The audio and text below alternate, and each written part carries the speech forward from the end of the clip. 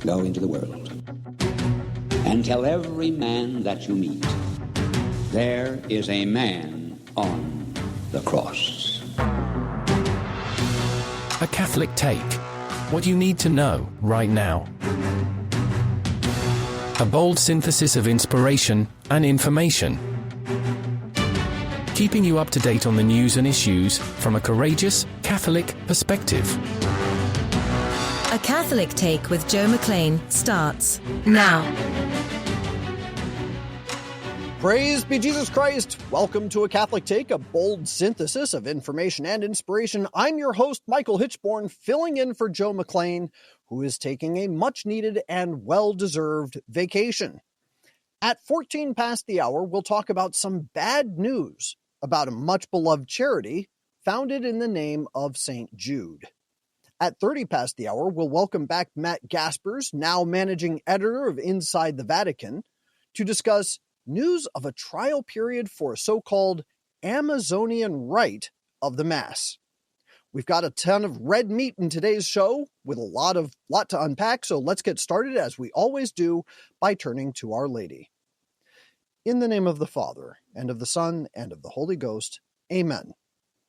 Remember, O most gracious Virgin Mary, that never was it known that anyone who fled to thy protection, implored thy help, or sought thy intercession, was left unaided. Inspired by this confidence, I fly unto thee, O Virgin of Virgins, my Mother. To thee do I come, before thee I stand, sinful and sorrowful. O Mother of the Word incarnate, despise not my petitions, but in thy mercy hear and answer me. Amen. In the name of the Father, and of the Son, and of the Holy Ghost. Amen. And now, your saint of the day. Pope St. Pius X. Pray for us. Giuseppe Sarto was born in Italy in the year of our Lord 1835, the son of a poor shoemaker. He was consecrated Bishop of Mantua before the age of 50, became a cardinal within a decade, and was elected Pope in 1903, taking the name Pius X. As Pope, he was a zealous reformer, known for his hard line against modernism, which he dubbed the synthesis of all heresies. Pius also promoted a catechism, a revised breviary, and the restoration of Gregorian chant. He decreed an early age of 7 for First Holy Communion, rather than the later age that had long been the custom, and encouraged more frequent and even daily reception of the Blessed Sacrament. Pius also reorganized the Curia and began a commission to codify canon law. Throughout his life, Pius maintained an attitude of simplicity and humility, along with a deep desire for peace. The stress of his active pontificate, exacerbated by a heart attack and the opening salvos of World War I, finally led to his death in the year of our Lord 1914. He is also celebrated on August 21st in the modern calendar. For more about this day and others in the Church's calendar, visit thestationofthecross.com/saintsandseasons. Pope St. Pius X, pray for us.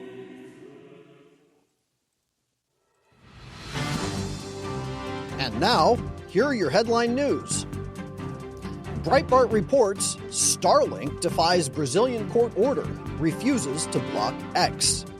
Elon Musk's satellite internet service, Starlink, has openly defied a Brazilian court order to block access to the social media platform X in the country, further escalating the ongoing dispute between the billionaire and Brazilian authorities. This defiance comes amidst a series of court orders and fines aimed at curbing what Brazilian Supreme Court Justice Alexandre de Moraes perceives as the spread of disinformation and hate speech on the platform. Justice Moraes has been leading a censorship program to clean up the Brazilian internet by ordering social networks to suspend accounts he believes are spreading disinformation, hate speech, or threats to democracy. Many of these orders have targeted prominent right-wing figures. The conflict exacerbated when X began ignoring orders from Justice Moraes to block certain accounts. LifeSite News reports, Trump signals support for proposal that will legalize recreational marijuana in Florida. In a Truth Social post published this past weekend, the former president, who is a resident of Florida, expressed support for a ballot proposal that would legalize marijuana in the Sunshine State. Trump added that, quote, "Someone should not be a criminal in Florida when this is legal in so many other states. We do not need to ruin lives and waste taxpayer dollars arresting adults with personal amounts of it on them." Trump proceeded to call on the Florida state legislature, which is dominated by Republicans, 83-36 in the House and 28-12 in the Senate, to, quote, "responsibly create laws that prohibit the use of it in public spaces so we do not smell marijuana everywhere we go, like we do in so many of the Democrat-run cities." And those are your headline news.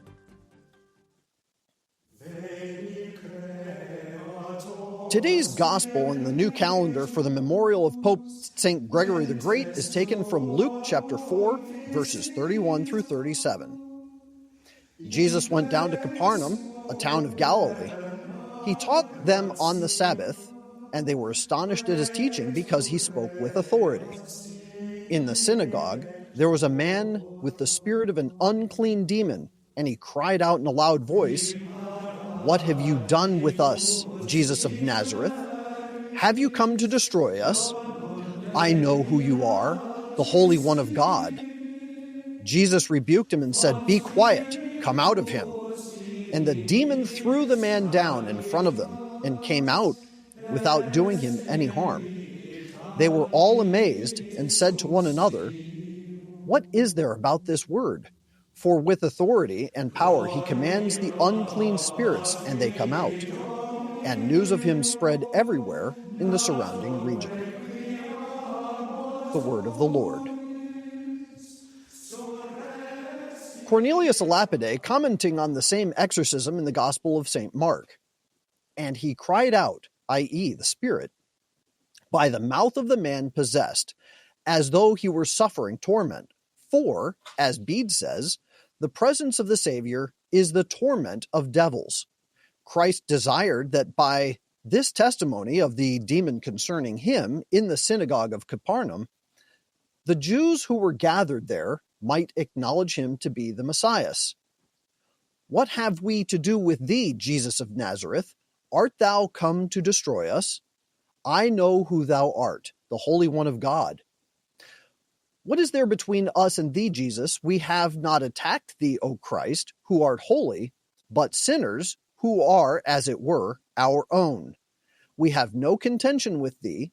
Do not thou then contend with and destroy us." Bede says that the demons, beholding the Lord upon earth, supposed that they were to be immediately judged. It was as though they said, "Do not thou, O Jesus, by thine advent, bring on so quickly the day of judgment and banish us to the bottomless pit without any hope of coming forth." Theophylact says, "He calls going out of men his destruction, for the highest pleasure of the devils is to possess and vex men." There is an allusion to Daniel, "until the Holy of Holies, i.e. Messiah, be anointed." The Scholasticist in Chrysostom says, "The devil had no firm and certain knowledge of the coming of God, because, as St. Austin says, he only made known to them as much as he wished, and he only wished as much as was expedient."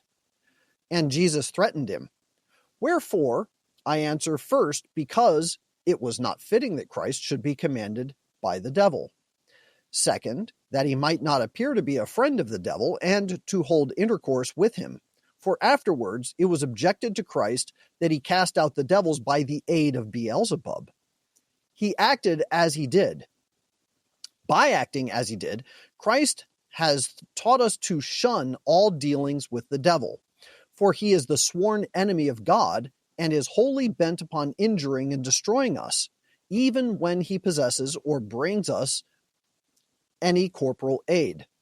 Wherefore, as the Scholasticist in Chrysostom saith, "Be silent, let thy silence be my praise.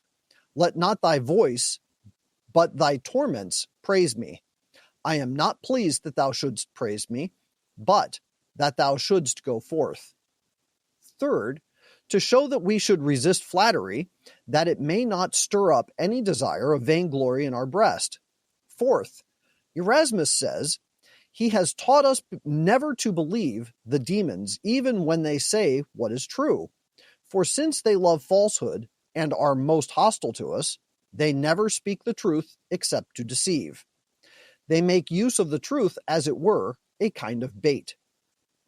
4, liars that they are, they conceal their lies by a coloring of truth.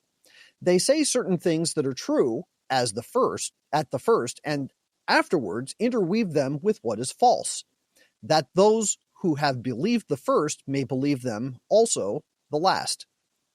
For this cause, Paul drove out the spirit of Python, who praised him. 5th, because the demon, in an unseasonable manner and too speedily, disclosed that Christ was Messiah. For this might have injured him and turned the people away from him. For so mighty a secret should be disclosed gradually, and the people he persuaded of its truth by many miracles. For otherwise, they would not at first receive it and believe it.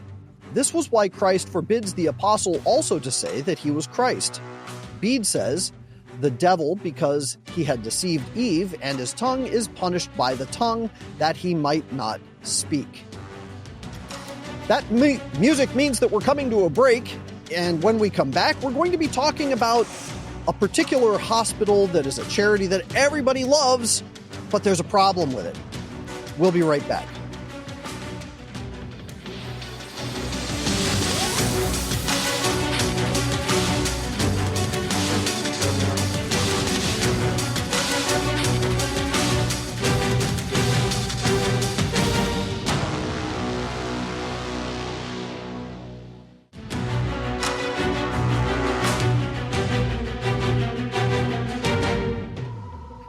Welcome back to A Catholic Take, a bold synthesis of information and inspiration. I'm Michael Hitchborn, filling in for Joe McClain this week.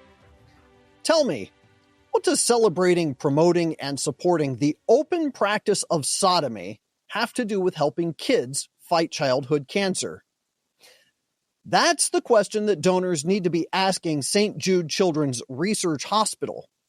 Yesterday at the Lepanto Institute, I wrote and published a rather disheartening report on this charity, and I'll be completely honest, I did not want to write this report.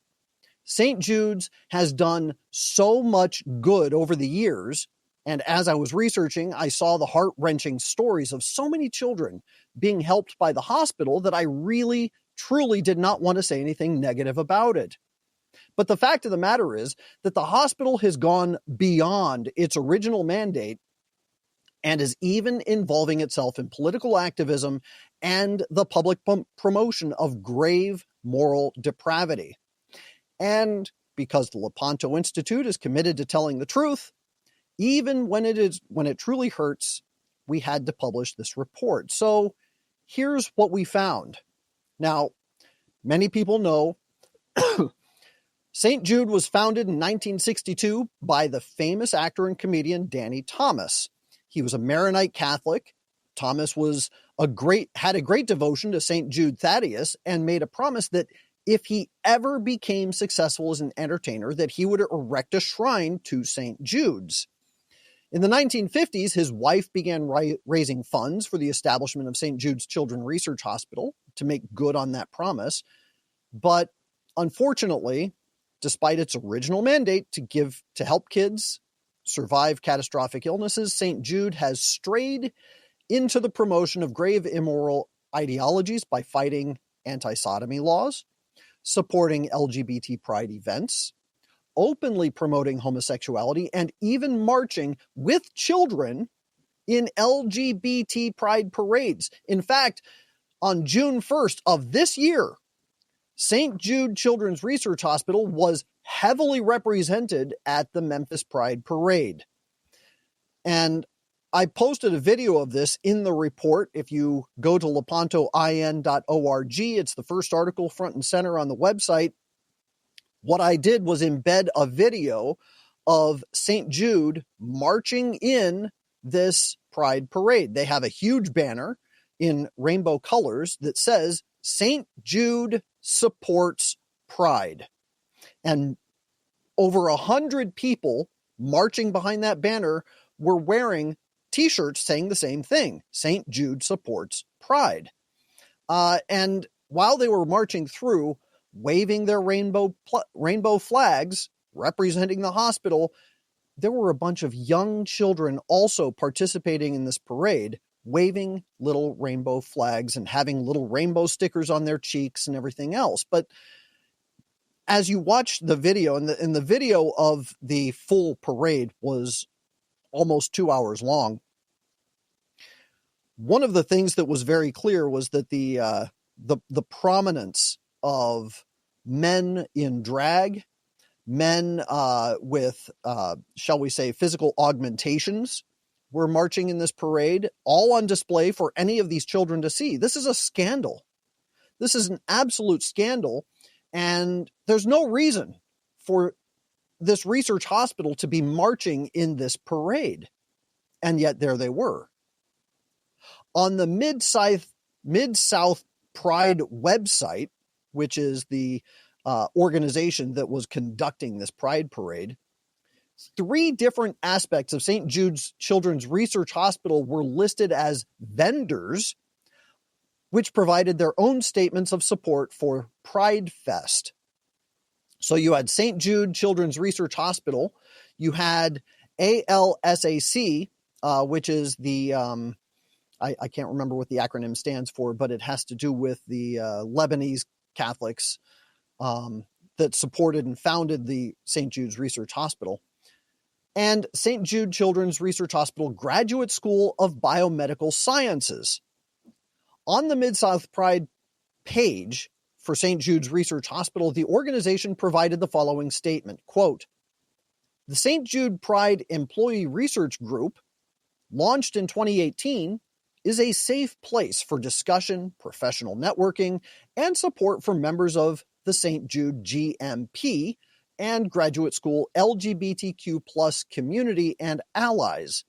We welcome employee participation and look forward to meeting you. We will have talent acquisition representatives on site with QR codes that link to our current job opportunities." And it says that the mission statement is this: people respecting individual diversity and equity to serve, educate, and support the St. Jude LGBTQ+ community and our allies. One has to wonder why there is such an organization. What that has to do with helping children get through these terrible, terrible childhood illnesses is completely lost on us. The graduate school attached to St. Jude's had this statement: "We are thrilled to be part of this year's Memphis Pride Fest, celebrating diversity, inclusion, and the power of community in driving scientific progress and healing." I don't know about you, but I don't think that homosexuality and transgenderism have anything to do with scientific progress or healing. Along with that statement, they also had on the Mid-South Pride Parade's website a page dedicated to St. Jude's Pride Employee Research Group. And on that page, there were all kinds of photographs.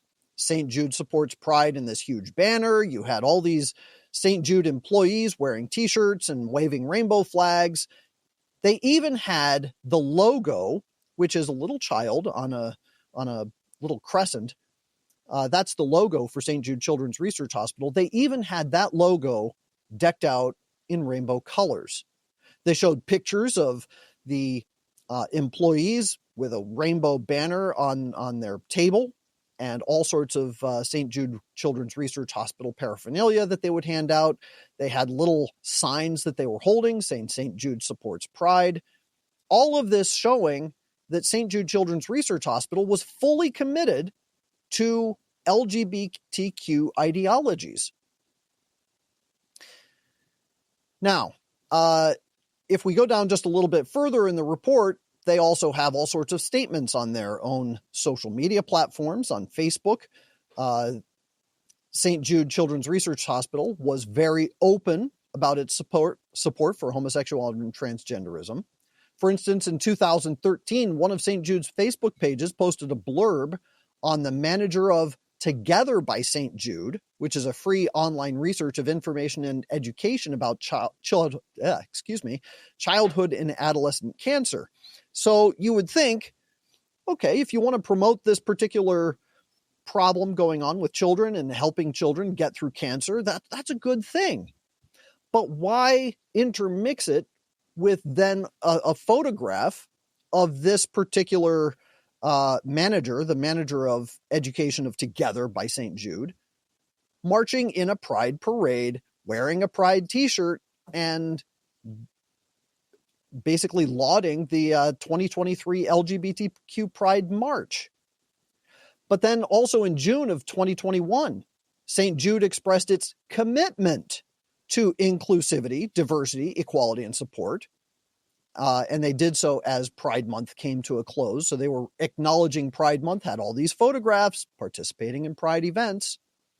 Same thing in June of 2021, June 5th of 2021. They said, quote, "During Pride Month and all year, we're dedicated to recognizing the long road toward equality for LGBTQ plus individuals. Across St. Jude, we celebrate love." It's not love, folks. "We celebrate love in all its forms and honor the commitment of advocates and allies who strive to create a more inclusive workplace and world." And then if you go to St. Jude's organizational gift shop, you can see all these t-shirts saying that St. Jude supports Pride. You can have the St. Jude Pride Month unisex cotton t-shirt. You can have various, like a tote bag with a rainbow handle. All of these things supporting Pride.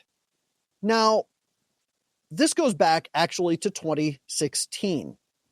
And this is really disheartening because in December of 2016, News Channel 5 in Nashville reported that a coalition of Tennessee businesses had banded together to fight anti-LGBT laws, stating that members of the coalition, quote, "believe our workplaces and communities must be diverse and welcoming for all people, regardless of sexual orientation or gender identity.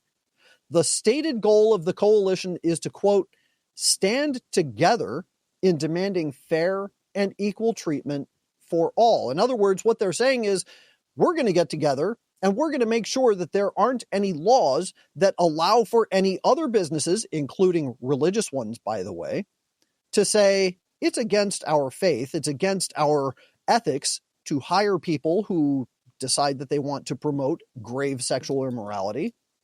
They are telling the society in Tennessee, yeah, we don't want any laws that do that. We don't want any laws that are going to allow businesses to not hire gay or transgender people. But the promotion of LGBTQ ideologies isn't the only problem with St. Jude's.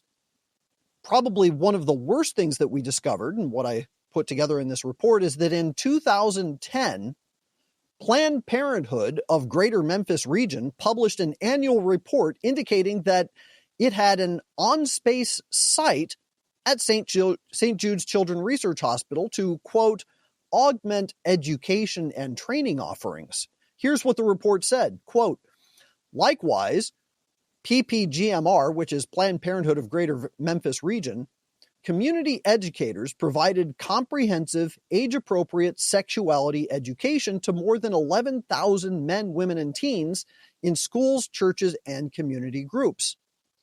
While this outreach in the community will not cease, we now have space on site to augment our education and training offerings, as well as our collaborative efforts with organizations like St. Jude Children's Research Hospital. Why would St. Jude partner with Planned Parenthood?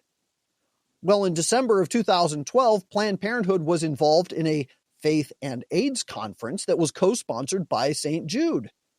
And in 2014, PPGMR again partnered with St. Jude for a World AIDS Day event to, quote, offer free and confidential HIV testing in the school-based clinics at Northside High School, Westwood High School, East High School and Sheffield Career and Technology Center during the weeks leading up to World AIDS Day.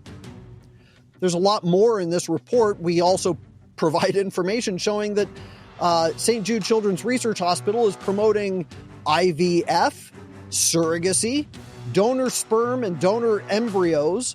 It's also promoting birth control, condom use, and all sorts of other problems. And quite possibly the worst thing that I discovered is the fact that the founder, Danny Thomas, was a 33rd degree Freemason and Shriner. So this is a terrible thing that I'm having to report. I wish I didn't have to. That music means we're coming to a break. Please stick around. We'll be talking to Matt Gaspers when we come back.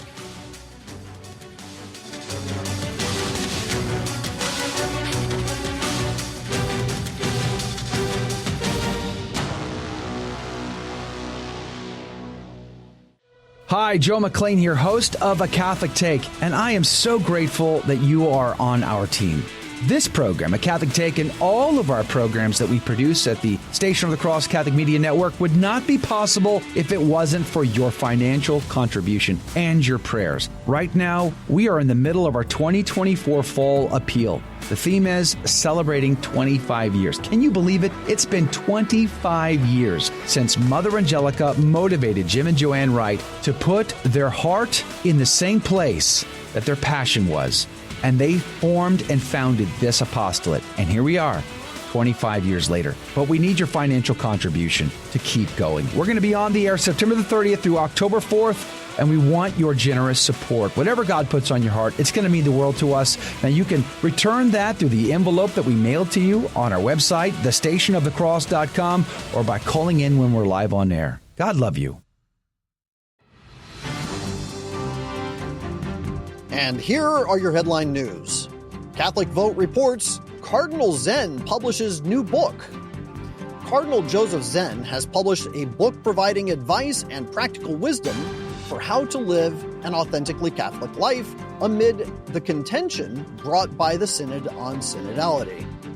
Zen, who has previously criticized the Synod, focuses on ways to daily live out the Catholic faith in his new book, Catholic and Apostolic, From the Church of the Apostles to the Synodal Church. One of his former criticisms of the Synod was that it is at the universal level with no clear goal.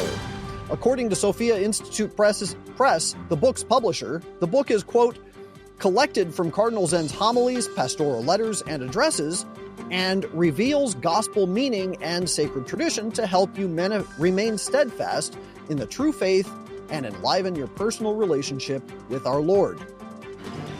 Catholic News Agency reports natural burial option debuts in Archdiocese of Chicago.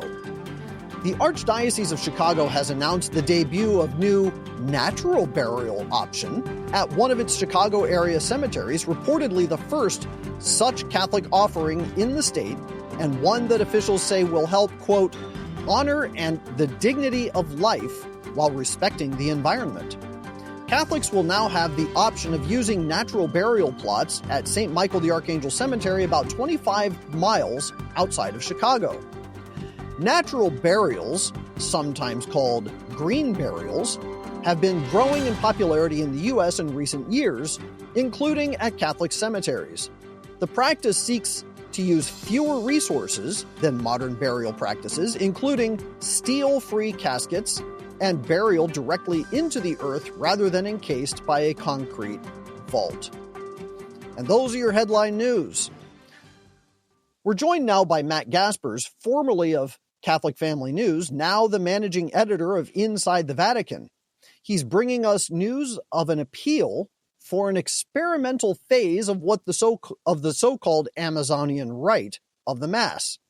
We'll link to that article in the show notes for today's episode at stationofthecross.com/ACT. Matt Gaspers, it's good to see you, my friend. Welcome back to the program. Thank you very much, Michael. Good to be with you. Yes. So there is a trial period, I understand, of a so-called Amazonian rite of the Catholic Mass. Tell us a little bit about this, and what is this trial period? What does it mean to have a trial period? Yeah, so the senior Vatican correspondent at LifeSite News published a report yesterday. Michael Hines, I think he's probably been on this show before. So the headline says, New Amazon Rite of the Mass to enter 3-year experimental phase. The Amazon Rite, inspired by local traditions and customs in the region and proposed at the 2019 Amazon Synod, will enter a 3-year experimental phase in late 2024, a Vatican theologian has said. So essentially, it's kind of like a pilot program for this proposed Amazonian Rite, which is something that was brought up throughout the Amazon Synod in 2019, but it was specifically mentioned in the final document for that synod, which called for, quote, the elaboration of an Amazonian rite that expresses the liturgical, theological, disciplinary, and spiritual patrimony of the Amazon.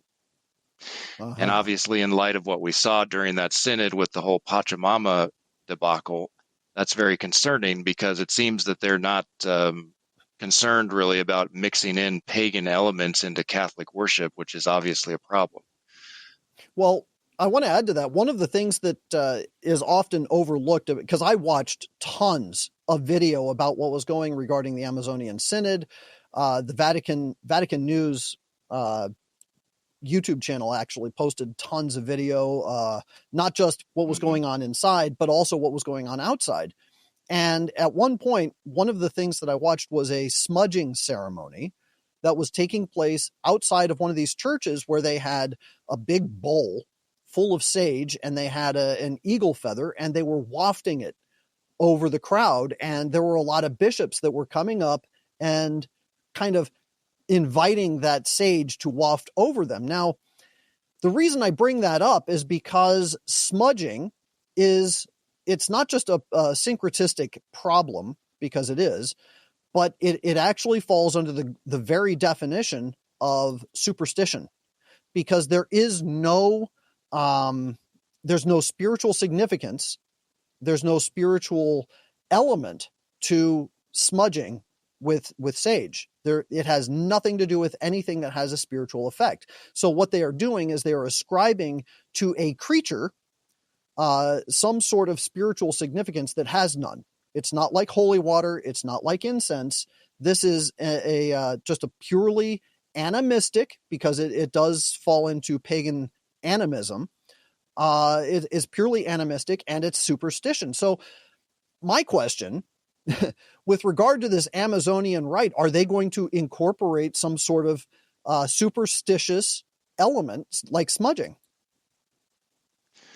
Yeah, I mean, it's certainly possible. As I mentioned, it talks about the elaboration of a rite that expresses the liturgical, theological, disciplinary, and spiritual patrimony of the Amazon, meaning the Amazon region. And it doesn't qualify any of those things as, within the Catholic context or according to Christian tradition. It simply says the liturgical, theological, disciplinary, and spiritual patrimony of the Amazon. And that obviously is a pagan patrimony if it's not set within the Christian context. So this kind of thing seems to be getting more and more common and tolerated by the Vatican. As we know, when the Pope visited Canada, what was that, in 2022, I believe? I mean, he and high-ranking cardinals participated in essentially in that, I guess it wasn't smudging, but it was the guy who was blowing on the whistle or something and calling on the what did he call it? The Western grandmother or something, some nonsense the grandmother like that. of the West, yeah. Yeah. Well, and he also called upon the spirits, I think, of the North, South, and East, and invited them into some sort of circle. Yeah. And inviting us into the circle of spirits, which is demonic, obviously. Yep.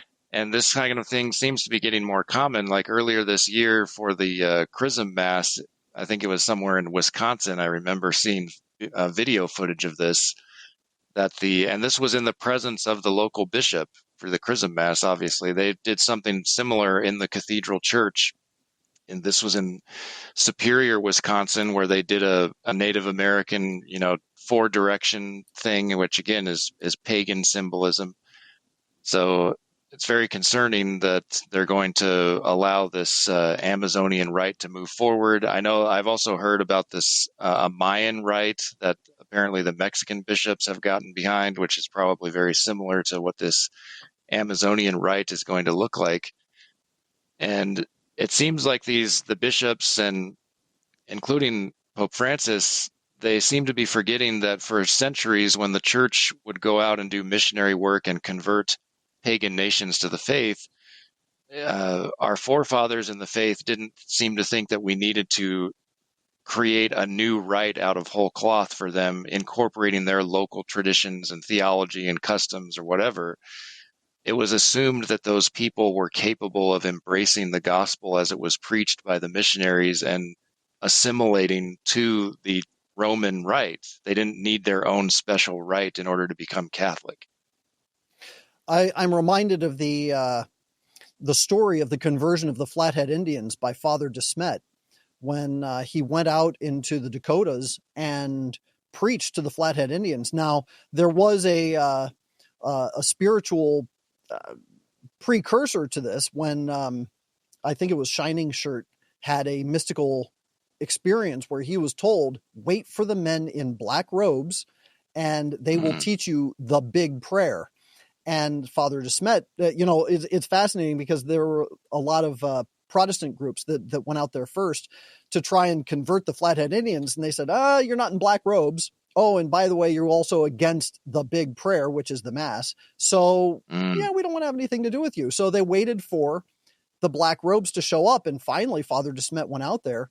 And not only did they welcome him, but they wept when he went away the first time. Was he participating in any smudging ceremonies? Was he getting involved in ceremonial dances and having them incorporate the ceremonial dances in the Mass? Absolutely not. No, he was there preaching the word, telling them exactly what the church teaches, and then he taught them the big prayer. He taught them the Mass. And they loved him for it, and they loved the Mass, and they all converted. So this idea that you have to start incorporating cultural practices into liturgical practices is completely false. Mm-hmm. Yeah, and I mean, before the Second Vatican Council, just in the decades leading up to it, there were several very good encyclicals written on missionary work by Benedict XV and Pius XI. Pius XII wrote in 1951 that Catholic missionaries do not need to, quote, transplant European civilization and culture and no other to foreign soil there to take root and propagate itself. But he did say missionaries must work to form the souls of native peoples so, quote, they are ready to accept willingly and in a practical manner the principles of Christian life and morality, principles, he said, that fit into any culture, provided it be good and sound, and which give that culture greater force in safeguarding human dignity and in gaining human happiness. So it's not like the native peoples around the world that the church seeks to convert need to become European, but they do need to become Catholic. They need to set it so whatever is good on a natural level can subsist and remain in their cultural practices.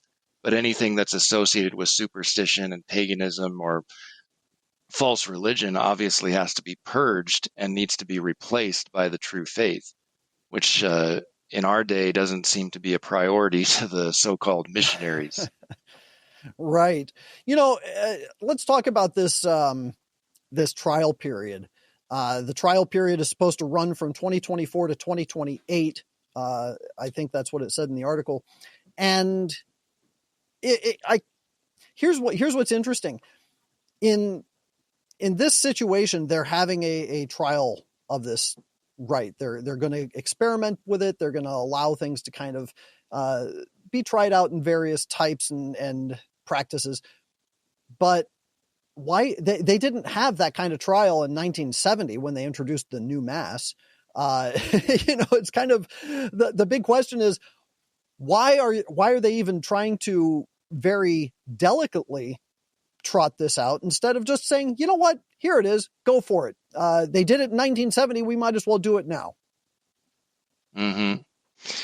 Yeah, that was something else I wanted to bring up, the connection to Vatican II, because, I mean, ultimately in the Constitution on the Sacred Liturgy, Sacrosanctum Concilium, that's really where we see the seeds of these, experimentation and all kinds of, especially in missionary lands. Here's what the document says.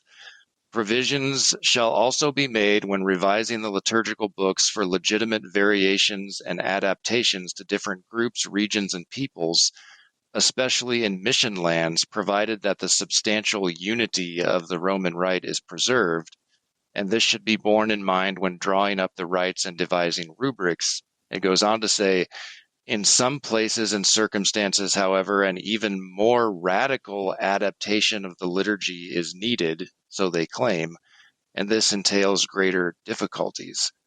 And my response to that is one wonders how the substantial unity of the Roman Rite, as they say, can possibly be preserved when radical adaptation of the liturgy is something presented as legitimate and necessary. And ultimately, the Novus Ordo, as you were alluding to, itself has already decimated the liturgical unity that existed for centuries in the Roman Church. So it's very sad that they're continuing this liturgical revolution, I think would be the correct term. We're talking to Matt Gaspers. Hold that thought, because I want to go over that a little bit more on the other side of this break. We'll be right back after these messages to talk about the Amazon Rite of the Mass. Everything we discussed today will be linked in the show notes for today's episode at the landing page For a Catholic Take. That's stationofthecross.com/ACT. Don't go anywhere. We'll be right back in 2 minutes.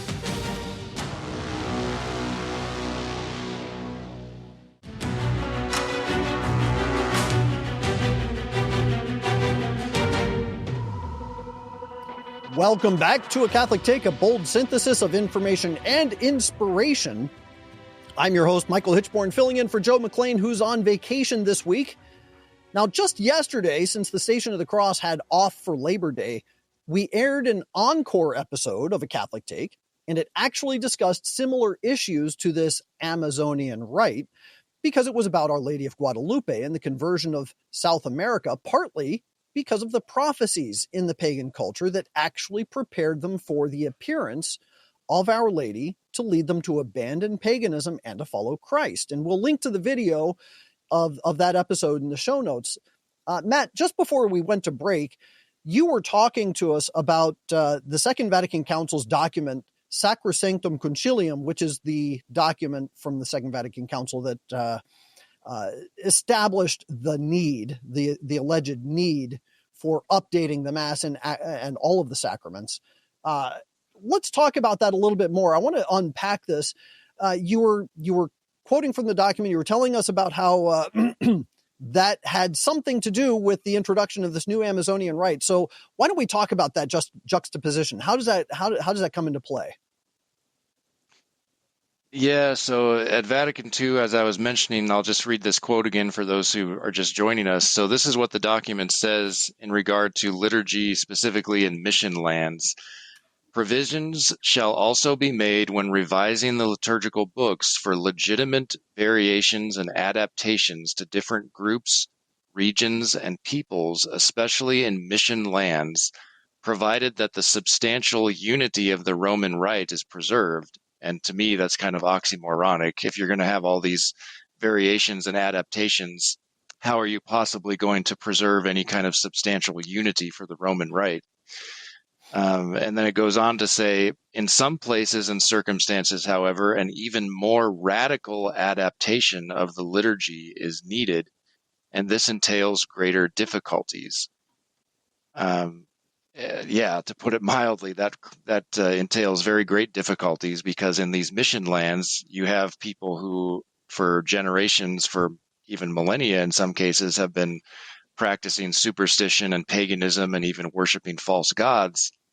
And none of that can be incorporated into the Catholic Mass. So again, I think I just want to reiterate what I said earlier, that missionaries throughout the ages have never considered it necessary to create a new rite of the Mass in order for the native peoples to convert. They always assumed, rightly so, that these peoples are capable of understanding, with the help of God's grace, the beauties and the mysteries of the received and approved rites of Mass of the Catholic Church, as the Council of Trent says. Well, and that ultimately kind of begs the question, what is the purpose of this? Why would they incorporate local customary practices, even in some cases, ritual ceremonial practices that have to do with their former pagan beliefs? Why would they incorporate that into the Mass? How does that have to do, or how does that even assist anyone to convert fully into the Catholic faith, especially if they're holding on to a little pinch of some aspect of their former pagan culture? Yeah, it doesn't make a lot of sense to me. I mean, I think, the most charitable interpretation, I guess, is that these people who are in charge of this are very misguided and simply think that the natives need their own special rite in order to embrace the faith and practice the faith, which is simply not the case. And then obviously there's always the prospect that we're dealing with infiltrators who are deliberately trying to undermine the faith, which is not outside the realm of possibility, as we know. One other thing that comes to mind with the incorporation of, or trying to come up with these Amazonian rite or Mayan rite, my understanding is that in the local cultures, the women play a significant leadership role in these religious rites. So that could be another part of it. There's still this push in the church for the ordination of women, if not to the priesthood, then at least to the diaconate. We're still seeing this talked about in the Synod on Synodality, the second session of which begins next month, around this, about a month from now in Rome. And Cardinal Hollerich, who is the Relator General for the Synod, is still talking about, if women don't, just recently, or I guess back in July, he gave an interview to America Magazine and was saying stuff like, if women don't feel welcome in the church, then we failed. And if they still really want to be ordained deacons, then we really need to take that into consideration, blah, blah, blah. So maybe that's the angle they're going for. I don't know. No, Matt, you're married. I'm married. We both have lovely wives. Does your wife feel left out or unwelcomed in the Catholic Church because she's not allowed to become a deacon? Certainly not. Certainly not. She would never want that. Mine either. So I think you're absolutely hitting it on the head when you say that what's happening here is that this is a stealth maneuver to start introducing some of those other ideologies that they just can't get passed through the Western or the Westernized part of the Catholic Church, the part that says, we've never had a tradition or a custom for women to be ordained in any way, shape, or form. So then if they can say, well, but in some of these other cultures where we're having these new cultural rites being introduced, where it was a part of their traditions and customs on a local level to have women involved in liturgical practices, well, it seems to me that that would make sense then. We're going to introduce women in those cultural roles to the liturgical roles because, well, it's part of the custom and now it's traditional, right? Yeah, and so all those women who want to be ordained deacons, I guess they can petition the Holy See to transfer to the Amazonian rite and get out of the Roman rite. Yeah, and the irony here is that at the same time, we're going to start diminishing and restricting the use of the traditional Latin Mass as we are now introducing a particular rite of the Mass that has nothing to do with the traditions and the cultural practices of the Catholic Church. These are now local customary practices that are often involved in their formerly pagan religious ceremonies. Mm-hmm.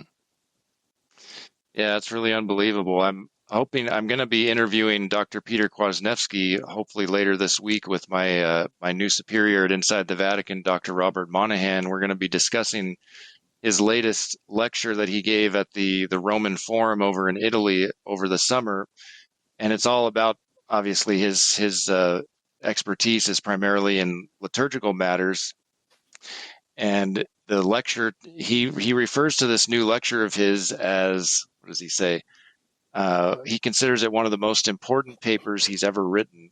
I'm looking forward to talking to him about it, but it's called The Reign of Novelty and the Sins of the Times, Why the Novus Ordo is Solely Modern in Content. And it's kind of getting into the cultural revolution that goes along with the liturgical revolution that you're basically trying to jettison by getting into just creating new rites ad hoc as you go along and basically out of nothing. You're really destroying the work of centuries of building up a civilization, an integral part of which is the organic development of the Catholic liturgy, and just discarding that completely. At no point in the history of the church leading up to the Second Vatican Council was there ever the development of some sort of cultural mass, some sort of cultural liturgy. Why? Because the liturgy was handed down to us by our Lord himself.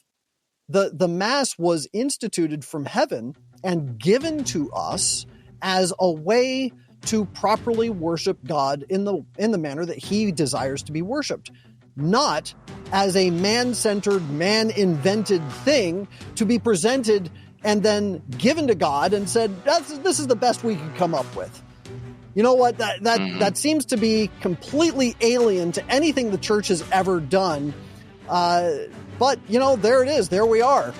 Remember, everything that we discussed today will be linked in the show notes for today's episode at the landing page for Catholic Take, thestationofthecross.com/ACT. Join us for the after show on our video streams and take part in the conversation directly through chats on YouTube, Facebook, and Rumble. Otherwise, we'll see you back here tomorrow with our guest, Jim Havens. God bless you all.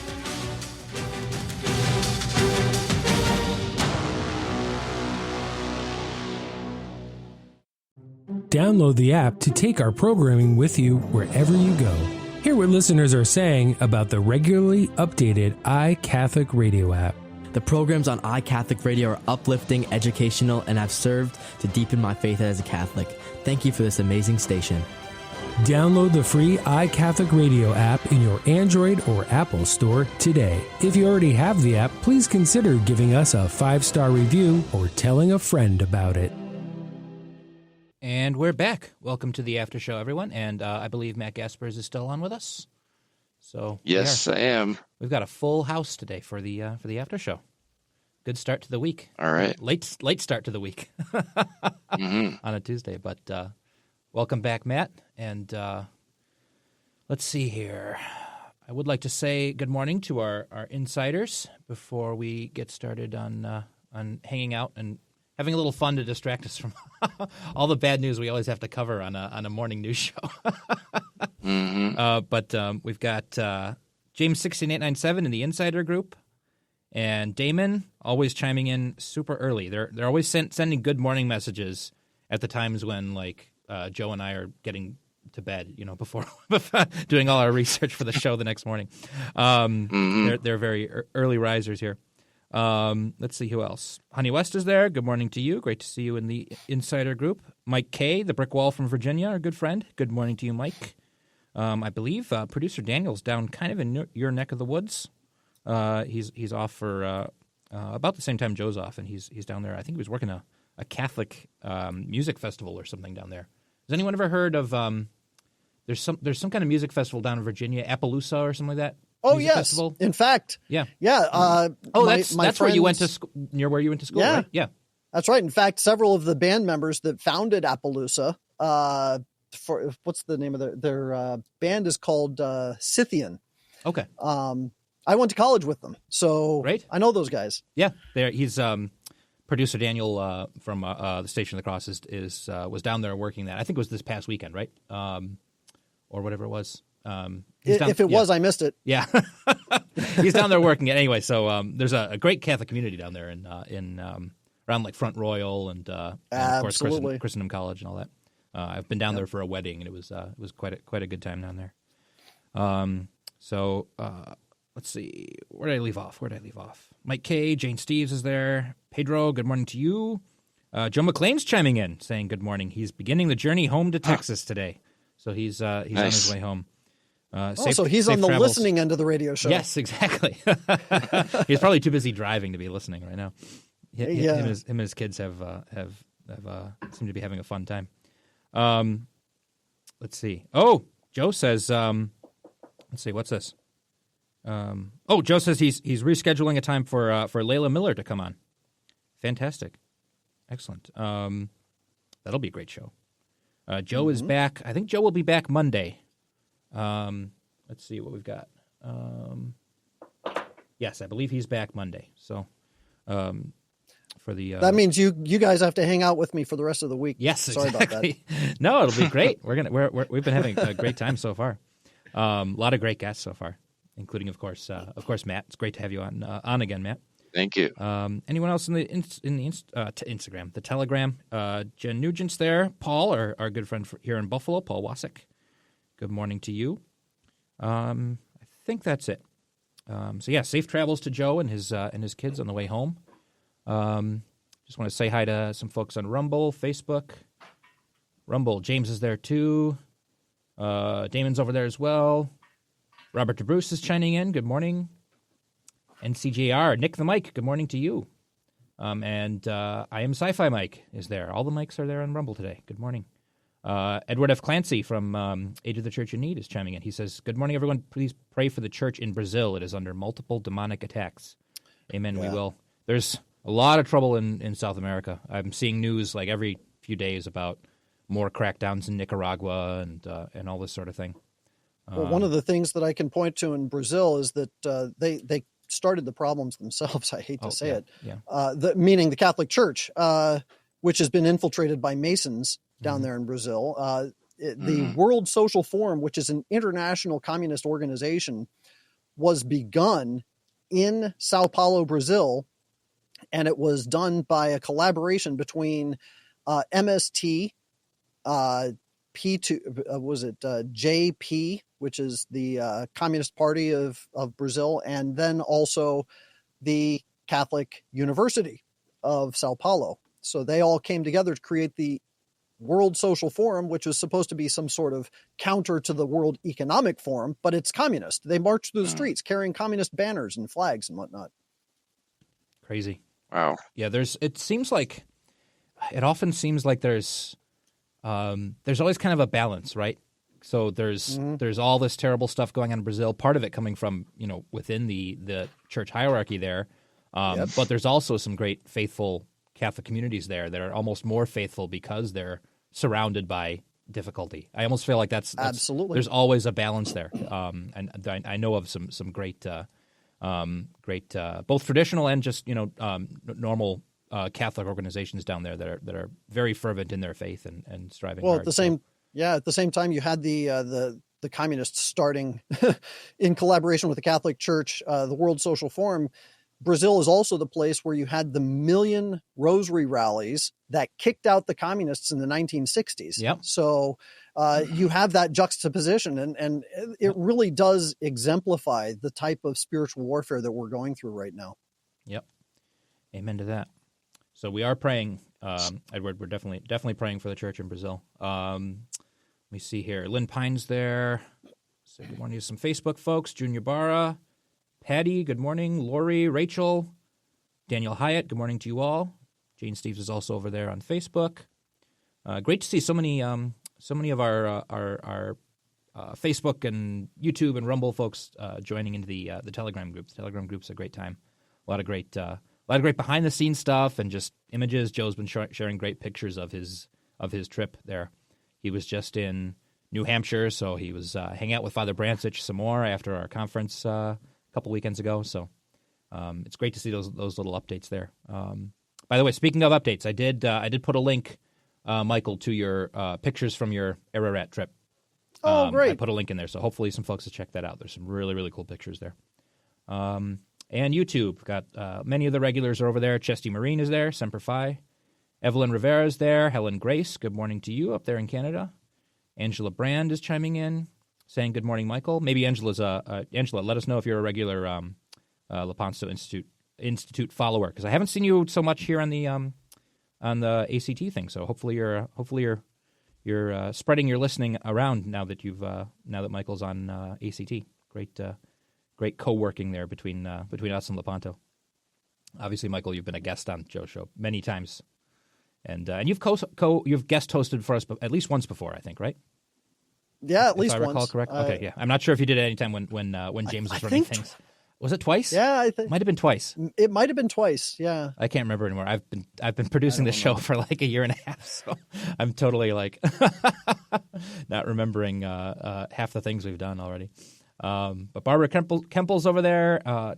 Miriam Barnabas is there as well. Good morning to you all. Nani Anthony's. Anyone else? Linda's there.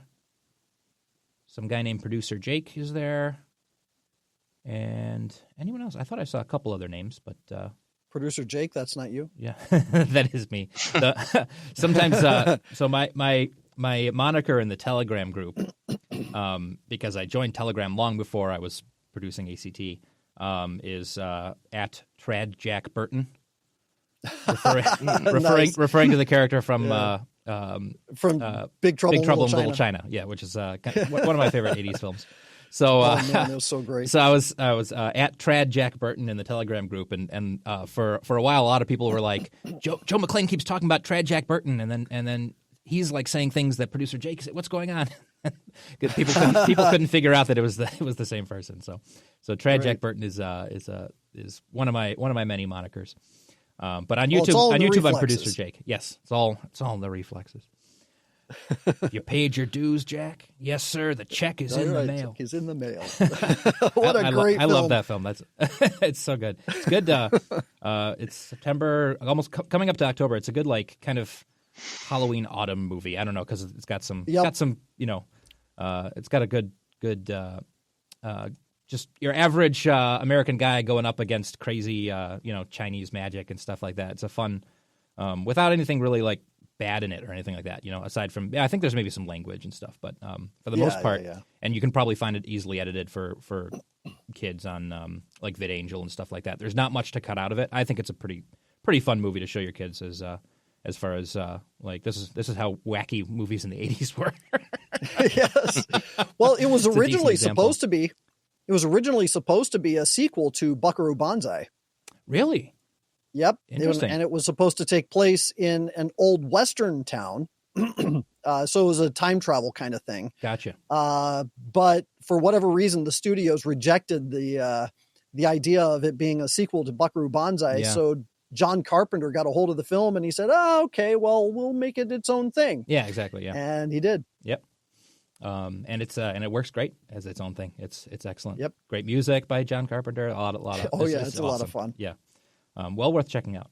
Let me eminently quotable. Yes, a lot of great quotes. I'm trying to remember the toast he gives. It's so good. Just check it out. It's well worth checking out. It's I watched it. Yep. I showed it to a bunch of friends at kind of a around Halloween time. Just a movie party, and we watched back to back Big Trouble in Little China and Army of Darkness. And and that was I've never experienced a room full of people really just going nuts about how crazy these movies are. What's because just you don't see movies that just have plots that go in those directions now. It's just where you're like, what the heck is going on next? Without being too those are both fun movies. Definitely recommend them. As long as you can, if you're showing it to your kids, you might have to do a little tweaking on the VidAngel's good for that. I wish there was a Catholic version. Speaking of all this, all these Catholic folks getting together, if there was a Catholic version of VidAngel, someone should get on that, on making that. Female KC Royals fan is there on YouTube. I know I saw iCatholic Mobile. One of our a business partner of Station of the Cross, iCatholic Mobile, is there. iCatholicMobile.com. He's been chiming in a lot in our chat. So great to see you there, David. Always great to see you chiming in the conversation there. Anyone else? Becky's there. Catherine Hickey. A lot of folks saddened by the news you were sharing in the 14 After segment, Michael, about the St. Jude's Hospital and its founder, Danny Thomas, and all that. Sad to see. Yeah, that was that was a particularly hard report to write. I sympathize with that. Yeah, like here's something that you really see that seemed to be good and worth supporting for a long time, and then have to share what they've been up to. It's very sad. M. Proximus says, didn't Benedict XVI say that the pre-Columbine religions of the Americas were not appropriate objects of enculturation? It wouldn't surprise me if he'd actually mentioned that specifically. Matthew, have you seen anything about that? Like, do you recall that being specifically stated by Pope Benedict, or? I don't recall that particular quote, but like you said, it wouldn't surprise me if he had said that. Yeah, I'd have to do a little research to see if that's correct. Yeah, I mean, so many things he said, get ignored. Even during his pontificate, right. many of the things he said got ignored, and many of his recommendations and statements. Case in point, his statements about applause during the liturgy. One simple thing that tends to disrupt a lot of masses. I've seen it. I've seen it even after. It's not solely limited to the problems with the Novus Ordo. Like, I've seen it at Latin masses after weddings. They have the Latin mass. It's reverent and beautiful, and then the priest announces the bride and groom, and applause breaks out. I've seen that happen after mass there. So. Or after a dramatic organ piece as a postlude, things like that. People still love to express their approval for anyone and everything by clapping loudly. Here's the quote. Unfortunate. Oh, you found it. Here's the quote. Yep. This is what Benedict XVI said. The utopia of going back to breathe life into the pre-Columbian religions, separating them from Christ and from the universal church, would not be a step forward. Indeed, it would be a step back. In reality, it would be a retreat toward a stage in history anchored in the past. Nice.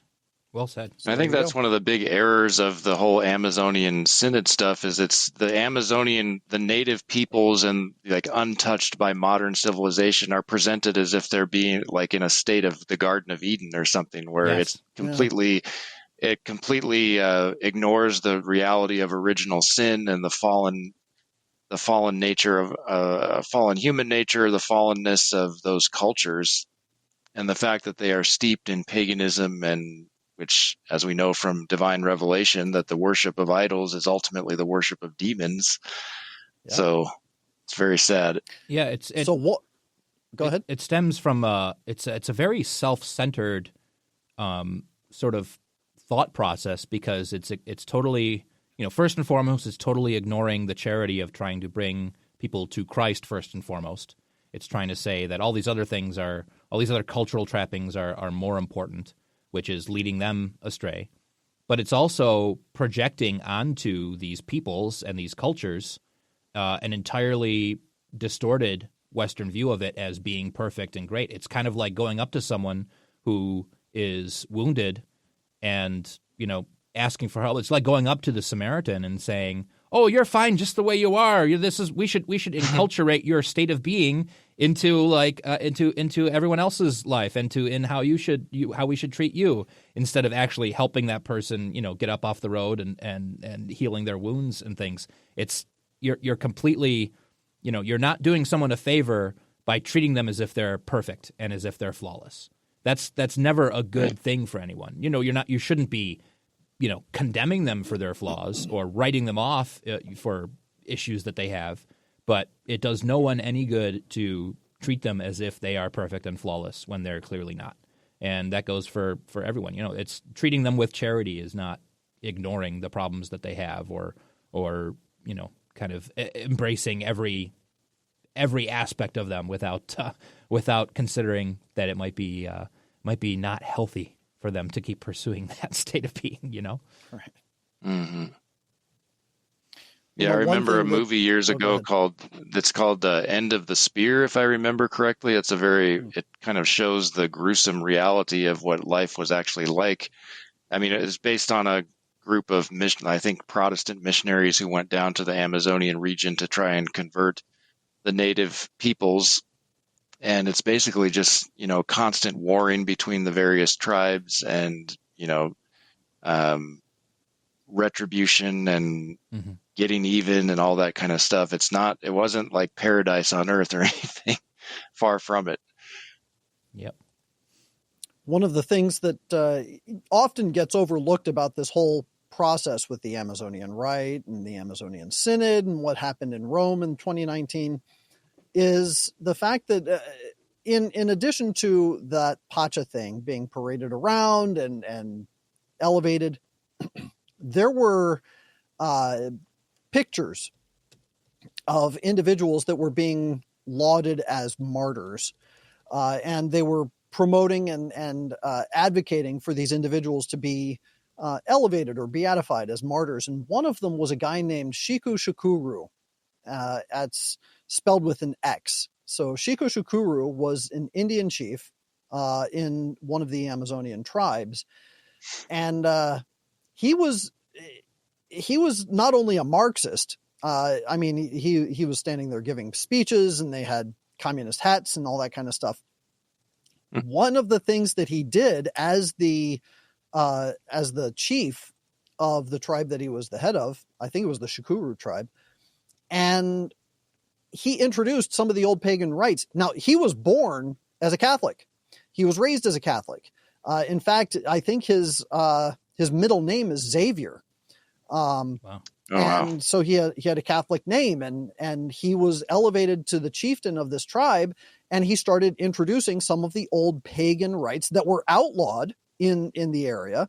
So it's illegal to introduce these pagan rites, but he started introducing them into their tribal practices, and he was openly advocating for a syncretistic approach between their old animist beliefs and the Catholic faith.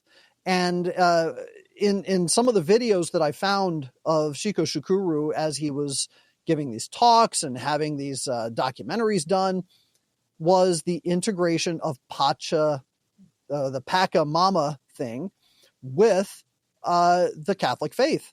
And at the end of his life, because he died, he was assassinated. They had him being, paraded through the streets. He was in a coffin. On the coffin was a crucifix, and they were singing prayers to the Pacha thing. So it is that integration. And if you want to understand what's going on in Rome, you also have to understand who Shiku Shukuru was. You have to understand why his picture was being placed in front of altars in Rome. And that has a very strong place, or a very high place in what is happening with this whole Amazonian rite right now. Do you have any links to any sources for that stuff, Michael, that I can share in the show notes? Yeah, I did a whole hour broadcast with Taylor Marshall about it. So I'll send you a. If you know where to find it quickly, then if you can send that to me, that'd be great. Yeah, I'll do that. Let me just say hi to a couple more folks here, because I know. Let's see. Chesty Marine asked me to tell Matt I used to farm just south of the feedlot by Kersey. He will know what I'm talking about. Yes, I do. I was completely lost on that, so I'm glad you know. That's Chesty Marine. He's a longtime regular listener to the show here, so that's funny. Oh, very good. And then Linda says thanks for filling in for Joe, Michael, and thank you, Matt. And someone else was mentioning thanks, Matt, for breaking down things. You always break things down nicely on these issues. So. Thank you. A lot of people enjoyed the show today, as much as we can enjoy, bad news. Like we can at least enjoy people sensibly discussing it and updating on it, right? So, anyone else there? I think, Antonia Mary Swift is there, Patricia Parsons, and Kathleen Christine. I saw you there. Mac Thompson. Someone else was there. Craven Moore, I think I saw was there. And M. Proximus, if I didn't mention you already. Michael Jumega, good morning to you. Janice, Kilroy Jones. Patience, my friends, he says. Yes, indeed. We just have to be patient. We just have to, maybe we won't outlast it, but in the grand scheme of things, by outlasting it until the end of your life, you have outlasted it. You've won the race, as the apostle says. Shaquille is here as well. Christine OFS, good morning. This is a great show. Learn, show much. I like that. Learning, show much. That's great. You sound like Sean Connery. The Lost Creole is here. Salve, good morning to you. Christine Dion and Liz Finch, good morning to you. A lot of folks chiming in. Great to see you. I think it's interesting that this. Go ahead. It's interesting that this news about the Amazonian rite is breaking right around, today is the traditional feast of St. Pius X on the traditional 1962 calendar, and brought to mind a quote from his.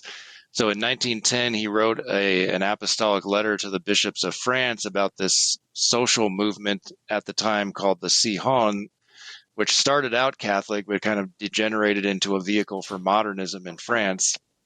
And he talks about in this letter to the French bishops saying, you need to correct the errors in the movement and oppose them. He talks about the great movement of apostasy being organized in every country for the establishment of a one world church, which shall have neither dogmas nor hierarchy nor discipline for the mind nor curb for the passions, and which under the pretext of freedom and human dignity would bring back to the world, if such a church could overcome, the reign of legalized cunning and force, the oppression of the weak and of all who toil and suffer. Oof. And that's kind of what this resurgence of basically this Amazon Synod, and it's like a resurgence of paganism. It's like trying to return to a pre-Christian world. And people sometimes, I think, idealize that world, but it was quite awful. I mean, it's not something that we want to go back to. Without the charity of Christ and the good work of the Catholic Church, the pre-Christian world was a very harsh place. It's not something we want to bring back. Indeed. We already have a global church, which is the Catholic Church. That's the only one we need. Is the one with Christ at its head, and and his vicar, leading things here on earth. That's all we need. So Jacob, I put the link to the interview that I did with Taylor Marshall at the top of our little notes. Fantastic. I will add that to the show notes today for everyone to check that out if you want. If you need any more reasoning to try and convince someone of the evils of this the paganism and error-filled inculturation, which is not really inculturation. And oh my goodness, so that name! Even Joe's always making fun of his own pronunciation of things. I would struggle pronouncing that name. So I hope the video is full of you guys pronouncing it correctly. So I don't. Yeah, Shiku Shukuru. Shukuru. Oh my goodness, that's crazy. Matt, you were going to say? Yeah, you guys had a 25th anniversary conference recently, right? And Candace Owens spoke at it. I was curious to hear about that. Did she share any more about her conversion story? Because to my knowledge, she hasn't really given a full account of that publicly yet. It was great. It was really fun. Her speech was very funny, and I was impressed at how seriously she expressed kind of her journey of coming up with political answers for everything at each stage of her life, and then finally realizing, there's no political truth that's the real truth. It's our Lord and it's the Catholic Church that's the real truth. It was a great talk. Nice. It was really funny. Talked some of the byplay with her and her husband and him starting to really dig deep into the traditions of the faith and taking that seriously, and then and her kind of eventually following along, and a great account of them doing the Chartres pilgrimage together and everything. It was really funny. I was impressed. I don't follow Candace particularly. I follow the news about her and that sort of thing. Obviously, keeping up with the news for this show. I don't really follow her as a media figure, so I wasn't sure if she had expressed much about the story. But this was a pretty good, in-depth story about her conversion and tracing it back all the way to starting out as getting raised as kind of a liberal in public schools and stuff, and then her political journey, and then realizing that there was more to life than coming up with political and supposedly conservative political secular answers for things, that the real truth of things lay in the Catholic Church. It was a really great talk. So we're hoping to we did everything was recorded from the conference. We're planning to release those. We're just figuring out the best way to do that. So people should have an opportunity later on to check that out for themselves. We're just trying to. There's a lot to process from it, from photos to videos. Like it's all stuff that takes time. We can't just like dump it all. So hopefully everyone bears with us with that. But we will release it. But yeah, it was great. It was a wonderful weekend. A lot of fun. A lot of great Catholics in town here in Buffalo. I was going to say, Matt, I just want to say thanks for all your great work over at Catholic Family News over the years. Now I know you're with Inside the Vatican now, but I live basically a hop, skip, and a jump from Catholic Family News headquarters over in Canada, because we're right here in Buffalo, and I live close to the border. So and I knew John Venari a little bit, and I knew his family pretty well. So a lot of great work. I've stayed in touch with Susan. I've stayed in touch with Susan over the years, and she still lives in Buffalo. So yep, her and her kids. John's work is far-reaching in its influence and legacy. So a lot of great work there. But exciting to see some of your work with Inside the Vatican. Great to see. It's great to have these good sources for research, for news, for all of this.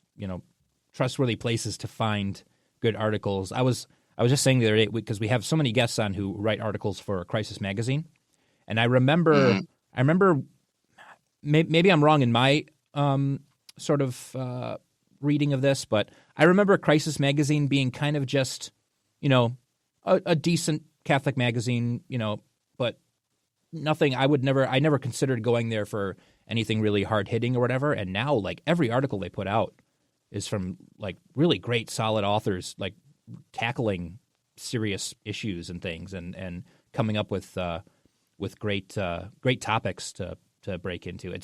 I've been really impressed with their work too. So I'm sure that's all thanks to Eric Sammons. He does a good job over there. He's been on the show many times. So it's all of us Catholics have to stick together, of course. That's right. I think we're in those days when the chaff is starting to get winnowed out of the wheat a little bit, and people are having to decide whether they're wheat or chaff. So things are. Mm-hmm. I'm not as convinced as Joe McClain is that the end times are basically like right around the corner, but because I'm an optimist or a pessimist, depending on how you want to approach that. But some people want the end to come as soon as possible and get it over with. But rip the Band-Aid off. Yeah, exactly. So, but I do think we're at least at a crisis point. No pun intended. That we're seeing some of that separation happening more and more frequently, which is why it's wonderful to see people like Candace Owens coming into the church and not just settling for being, vaguely or even, fervently secularly conservative. The truth is. So maybe not the end times, but the penultimate times. Maybe something like that. Again, many great saints have been convinced that the end times were coming because their time was the most degenerate they'd ever experienced. And then you imagine, like, wow, things were that bad and saints thought it was the end, and now look at what we're going through. Yeah. Like, oof. Back then, they didn't have magic talkie devices. Yeah, exactly. They didn't have the devil speaking to people out of a little black box, as it was either Mary of Agreda or Anne Catherine Emmerich said that, I think, in one of her visions. Mm-hmm. So, let me see here. I want to make sure I've got the right links here. So those are all going to be in the show notes, thestationofthecross.com/ACT. We're about coming up to the end here, and we've got Jim Havens on the docket for tomorrow, Michael, right? Yeah, and then that's right. You and I have to figure out what we're doing for the 14 After segment. Oh, I have to come up with a new idea. We have to come up with a new idea, so we'll figure out something to discuss. I'm sure there's always things to talk about. But it's been a great time, Matt. Thank you so much for hanging out in the after show with us. It's been a lot of fun. Yes, you're welcome. Thanks for having me. Look forward to the next one. Absolutely. Yep, we'll have you on again soon, I'm sure. And then for those who missed it, Joe will be back next Monday. So the rest of the week, it's Michael and I filling in. Michael's doing a heroic effort filling Joe McClain's shoes here in the or seat, whatever. Here at you might not be wearing shoes, Michael, because it's so early in the morning. I'm not sure. So Nope, but, not wearing shoes. There you go. See, nice and relaxing. That's the great part about all this modern technology. Will allow you to work from home and get dressed up in the suit, but keep your slippers on. It's good. Yeah. But thank you everyone for listening, and we'll see you tomorrow. Thank you again, Matt. It's been great, and we'll catch you all on tomorrow's show with Jim Havens. Have a wonderful day. God bless. And take care. Share us with a friend if you can do that.